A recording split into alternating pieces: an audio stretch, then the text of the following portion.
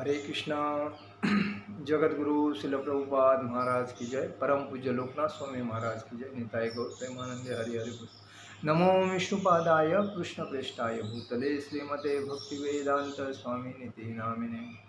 नमस्ते सारस्वते देवे गौरवाणी प्रचारणे निर्विशेष शून्यवादी पाश्चात्य देश तारणे। जय श्री कृष्ण चैतन्य प्रभु नित्यानंद श्री अद्वैत गदाधर शिवासादि गौर भक्तवृंद। हरे कृष्णा कृष्ण कृष्ण हरे हरे, हरे राम राम राम हरे हरे। श्री श्री गौर निताई, श्री श्री कृष्ण बलराम, श्री श्री ललिता विशाखा राधा श्याम सुंदर, श्री श्री जगन्नाथ जी सुभद्रा बलदेव जी भगवान की जय। ओम नमो भगवते वासुदेवाय, ओम नमो भगवते वासुदेवाय, ओम नमो भगवते वासुदेवाय। शिल प्रभुपाद महाराज की जय। परम पूज्य लोकनाथ स्वामी महाराज की जय। निताय गौर प्रेमानंदे हरि हरि बोल। आज हम लोग भगवद गीता के अध्याय पे चर्चा करेंगे। अपि चेत सुदुराचारो भजते मामन्यन भाक साधुरेव समन्तव्यः सम्यक् व्यवस्थितो हि सः। अपि चेत सुदुराचारो भजन्ते मामन्यनंक भाक साधुरेव समन्तव्यः सम्यक् व्यवसितो हि सः।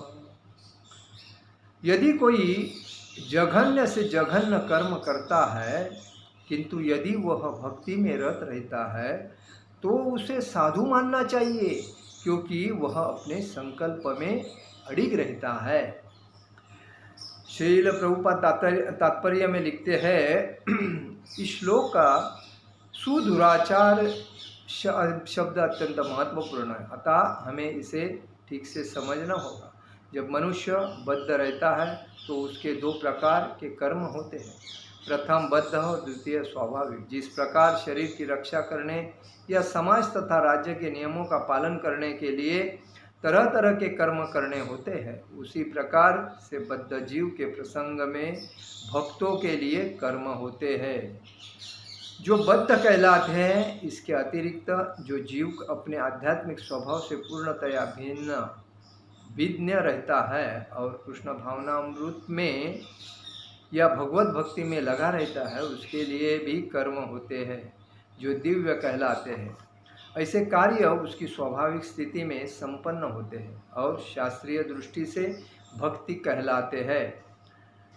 बद्ध अवस्था में कभी कभी भक्ति और शरीर की बद्ध सेवा एक दूसरे में समांतर चलती है, किंतु पुनः कभी कभी वे एक दूसरे के विपरीत हो जाती है। जहाँ तक संभव होता है, भक्त सतर्क रहता है कि वह कोई ऐसा कार्य न करे जिससे यह अनुकूल स्थिति भंग हो। वह जानता है कि उसकी कर्म सिद्धि उसके कृष्ण भावनामृत में की अनुभूति की प्रगति पर निर्भर करती है, किंतु कभी कभी यह देखा जाता है कि कृष्ण भावनामृत में रत व्यक्ति सामाजिक या राजनीतिक दृष्टि से निंदनीय कार्य कर बैठता है, किंतु इस प्रकार के क्षणिक पतन से वह अयोग्य नहीं हो जाता।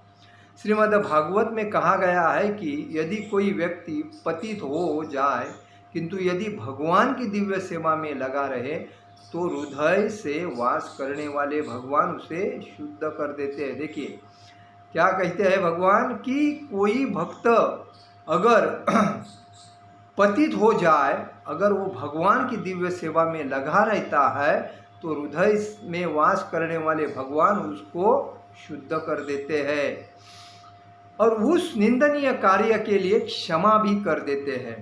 भौतिक कलमश इतना प्रबल है कि भगवान की सेवा में लगा योगी भी कभी कभी उसके जाल में आ जाता है, फंसता है। लेकिन कृष्ण भावनामृत इतना शक्तिशाली होता है कि इस प्रकार का आकस्मिक पतन तुरंत रुक जाता है। इसीलिए भक्ति योग सदैव सफल होता है। किसी भक्त के आदर्श पर से अकस्मात गुमराह होने पर हंसना नहीं चाहिए। भगवान क्या बोलते हैं, किसी भक्त के आदर्श पथ से अकस्मात गुमराहान होने पर हंसना नहीं चाहिए, क्योंकि जैसा कि अगले श्लोक में बताया गया है कि जो ही भक्त कृष्ण भावनामृत में पूर्णतया स्थित हो जाता है, ऐसे आकस्मिक पतन कुछ समय के पश्चात रुक जाते हैं। मतलब कृष्ण भावना भक्ति इतनी प्रबल है कि अगर उसका पतन भी होता है, अगर वो भक्ति में भक्ति करता है तो थोड़े दिन के बाद उसका पतन रुक जाता है। अतः जो व्यक्ति कृष्ण भावनामृत में स्थित है और अनन्य भाव से हरे कृष्ण मंत्र का जप करता है, उसे दिव्य स्थिति में आसीन समझना चाहिए। भले ही दैववशात उसका पतन क्यों न हो चुका हो, साधुरेव शब्द अत्यंत प्रभावात्मक है। ये अगर वो कृष्ण भावनामृत भक्ति में है, अगर उसके हाथ से कोई गलती हो रही है तो भी उसके ऊपर कभी इल्ज़ाम नहीं करना चाहिए, क्योंकि वो भक्ति सातत्य से करता है। और ये अभक्त तो मतलब भले ही दैववशात उसका पतन क्यों न हो, उस टाइम उसका पतन क्यों न हो चुका हो, तो वह साधु मतलब अत्यंत प्रभावात्मक होता है, तो उसकी दिव्य स्थिति में आसीन समझना चाहिए उसको। ये अभक्तों को सावधान करते हैं कि आकस्मिक पतन के कारण भक्त का उपहास नहीं किया जाना चाहिए। देखिए इसमें क्या कहा है कि आकस्मिक पतन के कारण भक्त का उपहास, निंदा, उसके ऊपर क्रोध नहीं करना चाहिए। उसे तब भी साधु ही मानना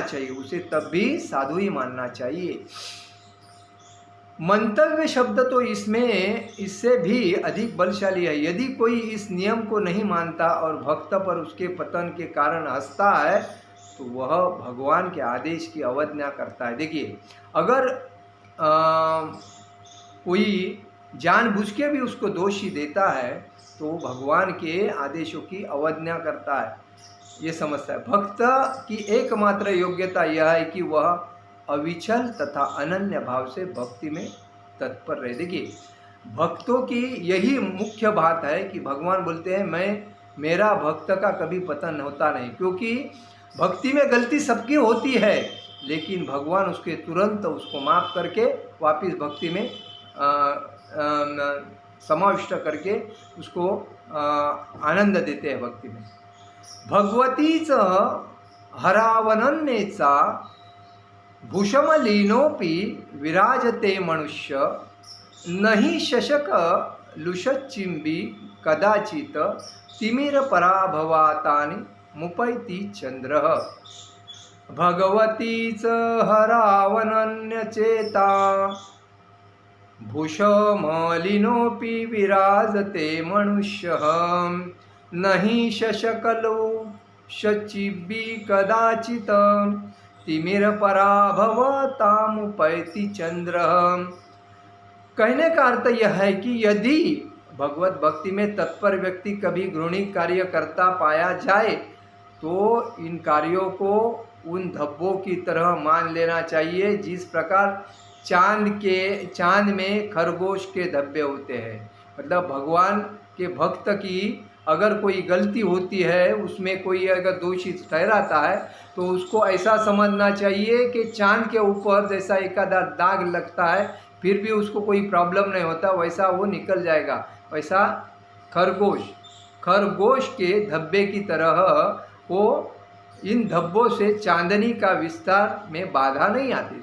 जैसा चांद की विस्तार में बाधा नहीं आती, वैसा इसके भक्ति में बाधा नहीं आती। तो इसी प्रकार साधु पद से भक्त या आकस्मिक पतन उसे निंदनीय नहीं बताता। किंतु इसी के साथ यह समझने की भी भूल नहीं करनी चाहिए कि दिव्य भक्ति करने वाला भक्त सभी प्रकार के निंदनीय कर्म कर सकता है। इस श्लोक में केवल इसका उल्लेख है कि भौतिक संबंधों की प्रबलता के कारण कभी कोई दुर्घटना हो सकती है। भक्ति तो एक प्रकार से माया के विरुद्ध युद्ध की घोषणा है। भक्ति क्या है? माया के विरुद्ध युद्ध की घोषणा है। भक्ति तो एक प्रकार से माया के विरुद्ध युद्ध की घोषणा है। इसीलिए मतलब माया से अलिप्त होने के लिए भक्ति करना जरूरी है। जब तक मनुष्य माया से लड़ने के लिए पर्याप्त बलशाली नहीं होता तब तक आकस्मिक पतन हो सकते हैं। जब तक भक्ति में मजबूत नहीं होता है तब तक माया उसको हीर लेती है, तभी पतन हो सकता है। किंतु बलवान होने पर ऐसे पतन नहीं होते। लेकिन भक्ति में बलवान होने मतलब सदृढ़ होने, भक्ति में उन्नति होने के बाद उसका पतन नहीं होता। जैसा कि पहले कहा जा चुका है कि मनुष्य को इस श्लोक का दुरुपयोग करते हुए अशोभनीय कर्म नहीं करना चाहिए। कभी भी जानबूझ के कोई गलती नहीं करना चाहिए और यह नहीं सोचना चाहिए कि इतने पर भी वह भक्त बना रह सकता है। यदि वह भक्ति के द्वारा अपना चरित्र नहीं सुधार लेता तो उसे उच्च कोटि का भक्त नहीं मानना चाहिए। देखिए, अगर वो भक्ति में आने के बाद वो अपने को नहीं सुधार सकता तो उसे उच्च कोटि का भक्त नहीं मानना चाहिए। भगवान यही बोलते हैं कि अगर कोई भक्ति में आने के बाद अगर उसका पतन होता है, उसने पाप किया है, दुष्कृत्य किया है और उसका भक्ति चालू है, भक्ति में कोई बाधा नहीं है, सातत्य से भक्ति कर रहा है, तो उसको दोष नहीं देना चाहिए।